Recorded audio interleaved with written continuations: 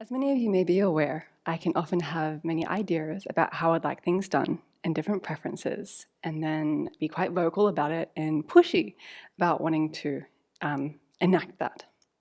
And it's sometimes interesting to see that stubbornness unfold when I can also see the flip side, where I have a strong tendency towards people-pleasing that in its worst case scenario completely flips out when I perceive or think that others are angry with me or criticizing or disappointed or tell me that I'm wrong.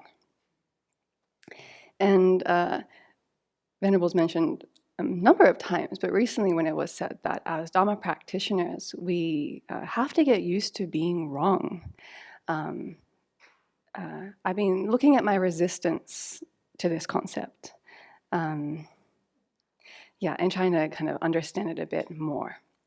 And so I get the idea intellectually, in that from the idea that we perceive everything that we perceive appears to be inherently existent, and that's wrong. That's a wrong consciousness.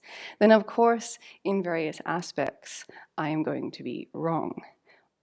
But I don't get that at my heart. That's not the framework of reference that I enter into my day with in terms of, oh yeah, I'm a sentient being pushed around by my ignorance, attachment, and anger. And at various points throughout the day, I'm going to create small or large messes based on my afflictions.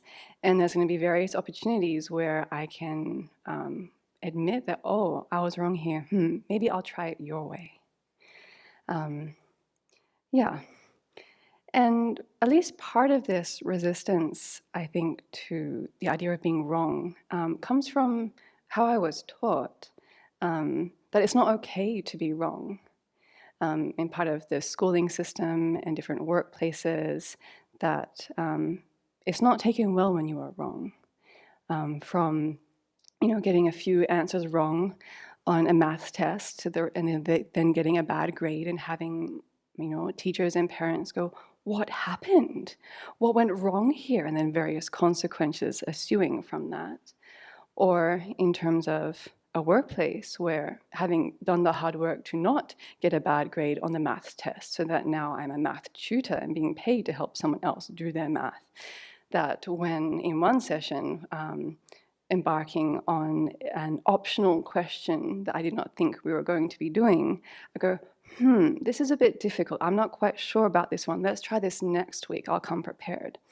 And then that day or a few days later, getting a phone call saying that the parents no longer have confidence in my ability to tutor their daughter, and that because I admitted that I didn't know, and that I was fired.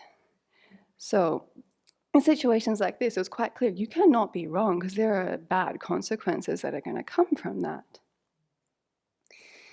And so there's a lot of, and then seeing in the Abbey where on smaller, larger scales in private or more public settings, where it's pointed out that, or I myself deem that I have made a mistake and I am wrong, to see the horror that ensues from that. It's like, how could I forget to walk Maitri on a Sunday 3 weeks in a row? Even when I'd written on my little medicine box, walk Maitri Saturday and Sunday. Or how could I forget to put someone on a rota, even though I told them verbally that they were meant to be doing on this day, so that two people are trying to do the one thing, and there's complete confusion, and someone's prepared for something that they don't have to do.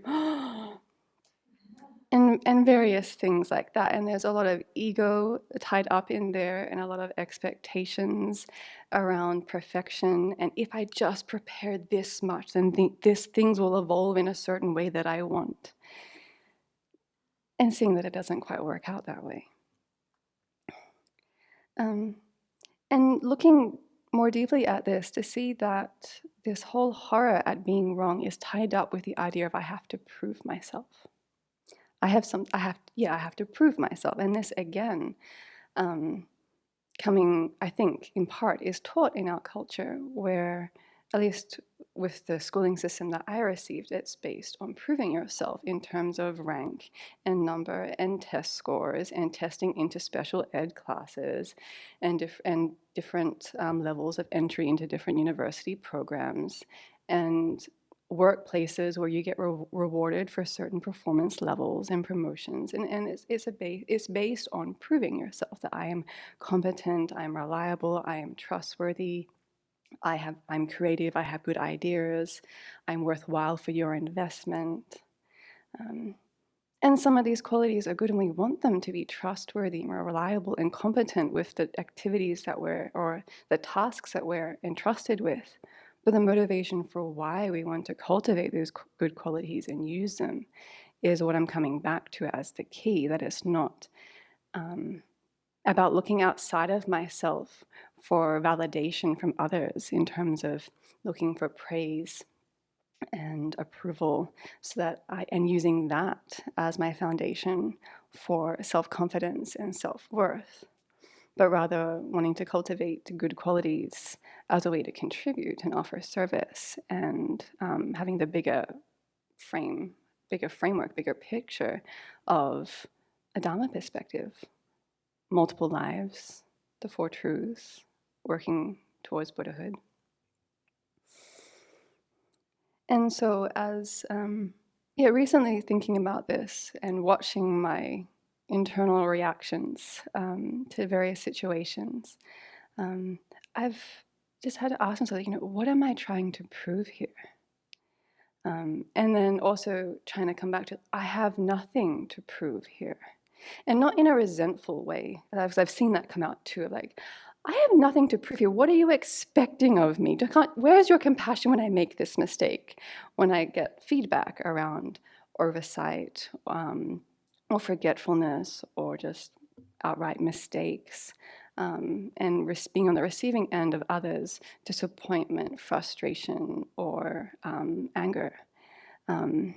And then my own panic that ensues from that, and thinking that I have to then do certain backflips to try and figure out a way that I can always act that will always please them, which is not possible.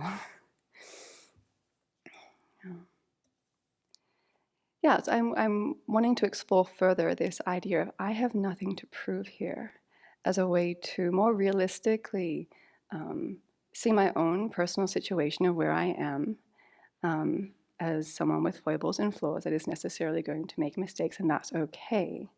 And then with that level of self-awareness and self-acceptance, then to hold others as well when I do make those mistakes, be able to hold their reaction and not fall into self-criticism, self-doubt, self-denigration, or the people-pleasing mechanism where I just then try and contort myself into some position that I think will please them. Yeah, and so there's a big opportunity for growth here in terms of also changing my focus from being out there worrying about, ooh, what does this look like? What are they thinking? How are they judging this? Oh no, I made a mistake. They're never going to trust me with this responsibility again.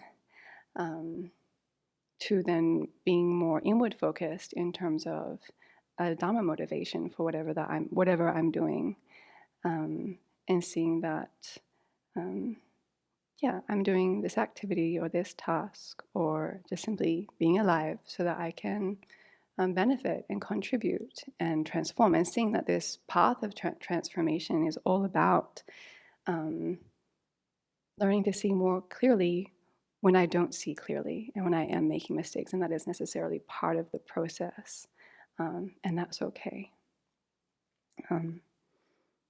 So I thought that maybe I'm not the only one who is a people pleaser here, or sometimes feels that they have things to prove to others or themselves, and thought to offer this reflection.